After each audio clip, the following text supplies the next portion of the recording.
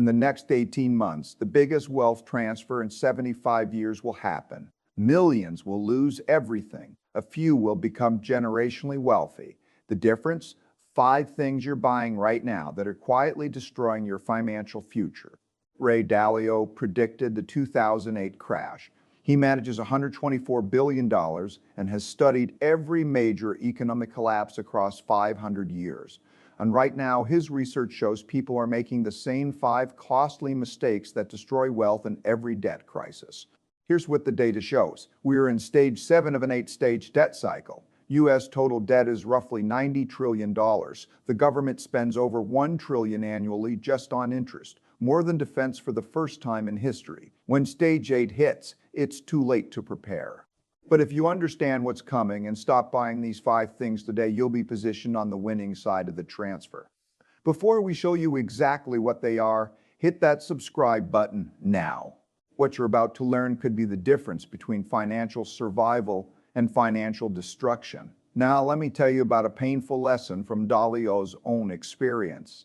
In 1982, he publicly predicted a depression. He was certain. He was confident. He went on television. He told his clients, "You bet everything on being right." And he was completely wrong. The economy boomed. The market went up. His clients left. His reputation was destroyed. He had to borrow $4,000 from his father just to pay his bills. He had a wife and 2 young children, and he didn't know how he was going to support them. That failure became the foundation of his success. It taught him to stop making predictions and start studying patterns, to look at what has happened in similar situations throughout history instead of betting on what might happen. And when you study spending patterns across every major debt crisis, 5 categories destroy more wealth than anything else. These aren't small mistakes. These are systematic errors that guarantee you'll be on the losing side of the wealth transfer. Let's examine exactly what they are. Here's what most people don't understand about cars. A car is not transportation. It's a transfer of wealth from your pocket to the dealership's pocket. The arithmetic is simple and brutal. You buy a new car for $50,000. The moment you drive it off the lot, it's worth $40,000. You just lost $10,000 in 10 minutes. By year 3, that car is worth $25,000. You've lost 50% of your capital. But here's what really destroys people. They finance these cars. They take out loans at 6-7% interest to buy something that's losing value at 15 to 20% annually. This is called underwater debt. You owe more than the asset is worth. And when the crisis hits, when you need liquidity, you're trapped. Research shows a simple alternative. Buy a 3-year-old certified pre-owned vehicle. Let somebody else take the depreciation hit. You get reliable transportation for half the cost. When Dalio was building his first company, he drove a beat-up old car that barely ran. Did it hurt his ego? Maybe a little. Did it hurt his ability to compound capital? Not at all. And that's the principle most people miss. Every dollar you waste on depreciation is a dollar that can't compound. It's a dollar stolen from your future self. The wealthy understand something that everyone else ignores. They don't spend money to look successful. They spend money to become successful. There's a profound difference. Here's the mathematical reality. That $50,000 you spend on a new car invested at 10% for 20 years becomes $336,000. You're not buying a car. You're trading $250,000 in future wealth for temporary status. Here's exactly what to do this week. Visit CarMax or check Carbon online. Search for 3-year-old Honda Accords, Toyota Camrys, or Mazda CX-5s. Filter for vehicles under 30,000 miles with clean maintenance records. You'll find excellent vehicles for $22,000 to $28,000. The same car, new cost $45,000 to $50,000. That's a $23,000 difference. Take that money and open a brokerage account at Vanguard or Fidelity. Put it in a low-cost S&P 500 index fund. Let that money compound while your neighbors watch their new cars depreciate. This is where people make their first critical mistake. And it sets the pattern for every other bad financial decision they make. Which brings us to the second catastrophic decision, one that's even more dangerous because society tells you it's smart. Now, this one upsets people because we've been fed a lie for generations. Your home is your biggest asset. Wrong. Your home is your biggest liability. Let's examine something fundamental.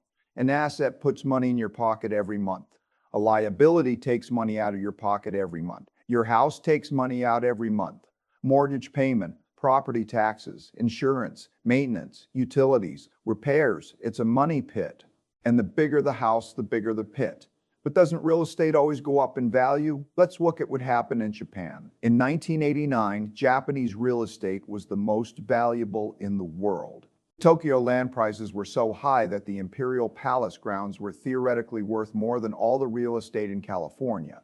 Everyone believed Japanese real estate could never fall. It was an island nation with limited land and wealthy population. The fundamentals seemed solid. Then the bubble popped. Real estate prices fell for 20 consecutive years. Peak to trough, residential real estate lost 60 to 70% of its value. Someone who bought a house in 1989 thinking it was the safest investment wouldn't break even until 2020. 30 years of zero returns while paying a mortgage, property taxes, and maintenance on an underwater asset. That's what overleveraging on housing looks like when the debt cycle ends. The same pattern happened in America. People who bought in 2007 watched their home values collapse 40% by 2011. Real estate goes up sometimes, in some markets if you're lucky. But even when it does go up, you can't access that equity without selling or taking out more debt. And here's something about debt that most people fundamentally misunderstand. Debt is a tool that makes rich people richer and poor people poorer. When investors borrow money to buy productive assets that generate cash flow, that's good debt. When you borrow money to buy the biggest house you can possibly afford, that's bad debt. You're leveraging to acquire a liability that drains cash flow. Here's what destroys wealth. People stretch themselves to buy the maximum house the bank will approve. The bank says you can afford $500,000, so you buy a $500,000 house. That's financial suicide. Do you know how much you actually pay for a $500,000 house with a 30-year mortgage at 7%? Over $1.1 million when you factor in the interest. You're paying $600,000 extra just for the privilege of borrowing money. That's not building wealth, that's transferring wealth from your pocket to the bank's pocket for 30 years. Here's the alternative strategy. Buy half the house the bank says you can afford. If they approve you for $500,000, buy a $250,000 house. It doesn't matter if it's smaller. It doesn't matter if it doesn't have granite countertops. Buy the house you need, not the house society tells you you should want. Then take all that extra money you're saving every month and invest it. Put it in businesses with pricing power. Buy dividend-paying stocks. Build a portfolio of assets that actually put money in your pocket instead of taking it out. Warren Buffett, worth over $100 billion, still lives in the same house he bought in 1958 with $31,500. Why? Because he understands opportunity cost. Every dollar spent on an unnecessarily big house is a dollar that can't compound in your investment portfolio. And opportunity cost is the silent killer of wealth. This principle becomes even more critical when you understand where we are in the debt cycle. We're 12 to 24 months away from a major deleveraging. When that hits, housing markets in over-leveraged states will face severe pressure. Position yourself to be a buyer in the crisis, not a casualty. And the only way to do that is to stop over-leveraging on housing right now. Now let's examine the third wealth killer, something people dismiss as small, but the arithmetic is absolutely devastating. This one sounds small, but the arithmetic is devastating. We're talking about restaurants, takeout, coffee shops, delivery apps. Most people are bleeding money on food and don't even realize it. Let's examine the numbers. The average American household spends over $3,000 a year eating out. Do you know what $3,000 invested annually for 30 years becomes a 10% return? Over $500,000. That's trading $500,000 in retirement wealth for convenience and meals you'll forget about tomorrow. But here's what's most concerning. People say they don't have money to invest. Then they spend $15 on lunch every single day. That's $75 a week, $325 a month, almost $4,000 a year. The money exists. It's just being spent on things that disappear instead of things that compound. The alternative isn't complicated. Cook at home most of the time. Meal prep on Sundays. Pack your lunch, make your coffee at home. These aren't sacrifices. These are intelligent financial decisions. These are the behaviors that separate people who build wealth from people who stay broke their entire lives. Wealthy people understand the value of a dollar. Most people think small expenses don't matter. But small expenses become massive expenses over time through lifestyle inflation. You start spending $15 on lunch, then it becomes 20 because you deserve it. Then you're adding dinners out twice a week because you're tired.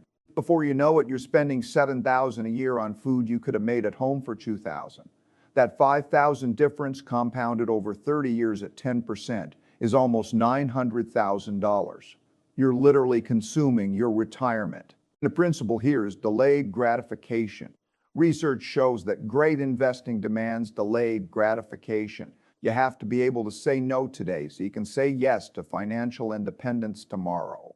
Before we continue to the fourth and fifth wealth killers, do this right now. Pull out your phone, open your banking app, look at your transactions from the last 30 days, count how many purchases you made on food and dining. Write that number in the comments below. Most people are shocked when they actually count. This awareness alone could save you thousands this year. Now let's examine the fourth destroyer, which goes deeper than just buying things. It's about the psychology of consumption itself. This goes deeper than just buying expensive clothes. This is about the mentality of consumption. We live in a society designed to make people feel inadequate. The fashion industry, the tech industry, the entire advertising complex. Their business model is making you believe what you have isn't good enough. New phone every year, new outfit for every occasion, upgrade, update, replace. It's a trap designed to keep you spending and keep you poor. Here's the truth about status spending. Nobody cares what you're wearing as much as you think they do. And the people who are judging you based on material possessions are people whose opinions should matter. Research shows what actually impresses successful people. Understanding of compound interest, grasp of economic cycles, ability to delay gratification and make systematic decisions, not watches, not shoes, not handbags. Here's what wealthy people actually do. They buy quality items that last. They wear them until they wear out. They don't care about trends. They don't care about impressing strangers. A good suit, quality shoes, a reliable watch. Buy once, buy quality, and move on with life. Your money has better places to be than in some corporation's pocket because they convinced you that you need their product to feel valuable. You don't. Your value has nothing to do with what you wear and everything to do with what you build. This is about conquering envy. Someone will always have nicer things than you, always. And that's not a tragedy. The tragedy is letting that fact derail your financial plan. Studies show that when people stop measuring themselves against others and start measuring themselves against their own principles, their own goals, their own timeline, the psychological pressure evaporates, and they can finally focus on what actually matters. Building wealth, not looking wealthy. Here's the arithmetic. The average American spends roughly $2,000 a year on clothing. Over 30 years at 10%, that's $328,000. Add in money spent on upgrading phones unnecessarily, buying new gadgets, purchasing the latest everything. For many households, this is another $2,000 to $3,000 annually. Now you're at $4,000 to $5,000 a year. Over 30 years, that's $650,000 to $820,000. $750,000 spent on things that make you feel successful for a few weeks before you forget about them. That's not living well. That's financial destruction disguised as lifestyle. This connects directly to the fifth and final wealth killer, which might be the most insidious because it's completely invisible until you look for it. This might be the most insidious wealth destroyer because it's automatic. It's invisible. It's a slow leak in your bank account. Gym memberships never used. Streaming services forgotten. Apps with monthly fees. Premium subscriptions for things available for free. Software not needed. $10 here, $15 there. It doesn't feel meaningful in the moment, but it adds up to hundreds of dollars every month, thousands every year, and over a lifetime it's catastrophic. Do this right now. Pull out your bank statement. Look at all the recurring charges. How many are you actually using? How many provide value that exceeds their cost? Research shows most households are paying for at least 3 to 5 subscriptions they completely forgot about. Cancel them today, not tomorrow, today. This is free money being given away to companies betting you're too lazy to cancel. Don't let them win. But here's the bigger issue. These subscriptions represent a mindset. The idea that you need constant entertainment, constant access, constant stimulation. You don't. You need to build wealth. You need to invest in your future. Every dollar going to a subscription service barely used is a dollar not compounding. It's a dollar stolen from your financial independence. Here's a real example. Someone discovered they were paying for a gym membership they hadn't used in 2 years, $75 a month. They also had 4 streaming services but only regularly watched one, another $60 a month, plus a meal kit subscription they use once a month, $90. Software subscriptions for apps they downloaded once, another $40. Total, $265 a month they weren't even aware of. That's $180 a year. Over 30 years at 10% returns, that's $523,000. Over $500,000 spent on subscriptions providing minimal value. The solution is simple. Once a quarter, on the first day of January, April, July, and October, review all subscriptions. For each one, ask, have I used this in the last 90 days? Does it provide value worth the cost? Would I sign up for this again today if I didn't already have it? If the answer to any of those questions is no, cancel immediately. For most people, this quarterly review saves $1,500 to $3,000 annually, and that money, invested consistently, compounds into hundreds of thousands over a lifetime. Now let's bring all 5 of these wealth killers together and understand why this matters more over the next 18 months than ever before. Let's bring this together and show you why these 5 behaviors matter more right now than at any time in your life. Stop buying depreciating vehicles you can't afford. Stop over-leveraging yourself on housing. Stop unconscious daily spending on food and consumption. Stop status spending on lifestyle competition. Stop bleeding money through forgotten subscriptions. These 5 things are the difference between financial survival and financial destruction over the next 18 months. Dalio's research across 500 years of history shows this clearly. The Dutch Empire in the 1600s, the British Empire in the 1930s, Latin America in the 1980s, Japan in the 1990s, the United States in 2008. Every major economy eventually reaches a point where debt becomes unsustainable. We're at that point right now. Total U.S. debt exceeds $90 trillion. The federal government has $38 trillion in debt. Interest payments exceed $1 trillion annually. These numbers are no longer sustainable. And when debt cycles end, 3 things always happen: defaults, restructuring, or inflation. Every single time throughout history. There's no fourth option. And in every case, the people with capital survive and prosper. The people without capital get destroyed. Here's what happened in the 1970s inflation crisis. Stocks went essentially nowhere for a decade. But when adjusted for inflation running at 7 to 9% annually, real purchasing power for stock investors declined by over 50%. But the people who had lived below their means, who had avoided these 5 wealth killers, they accumulated assets at fire sale prices. And by the 1990s, they were generationally wealthy while their neighbors were still working. The exact same pattern played out in 2008. People who were over-leveraged got destroyed, lost their homes, lost their jobs, had to sell assets at the worst possible time. The people who had lived conservatively, who had capital ready, they bought foreclosed houses at 30 cents on the dollar. They bought stocks when the market was down 50%. And within 5 years, they doubled or tripled their wealth. The pattern never changes. Economic cycles are machines. They operate based on principles, and the principles don't care about feelings or excuses. It's not about salary. History shows people making $40,000 a year building serious wealth because they understood these principles. And people making $200,000 a year living paycheck to paycheck because they refuse to learn. The choice is yours. You can keep doing what you're doing and stay exactly where you are. Or you can make hard decisions, cut the waste, and start building real wealth. It's not complicated, it's just uncomfortable. And most people choose comfort over wealth every single time. Don't be most people. The window is closing. Analysis shows we're in stage 7 of an 8-stage debt cycle. In 12 to 18 months, we'll be in stage 8. And by then, it's too late. The people who act now will survive. The people who hesitate will become casualties. It's that simple. It's that brutal. Now, if this video changed how you think about money, hit that like button right now. Leave a comment below and tell us which of these 5 things hit hardest. Be honest, we're all learning here. And if you haven't subscribed yet, subscribe now. This channel exists to show you the patterns that everyone else ignores, the principles that separate winners from casualties in every economic cycle. Now go protect your wealth.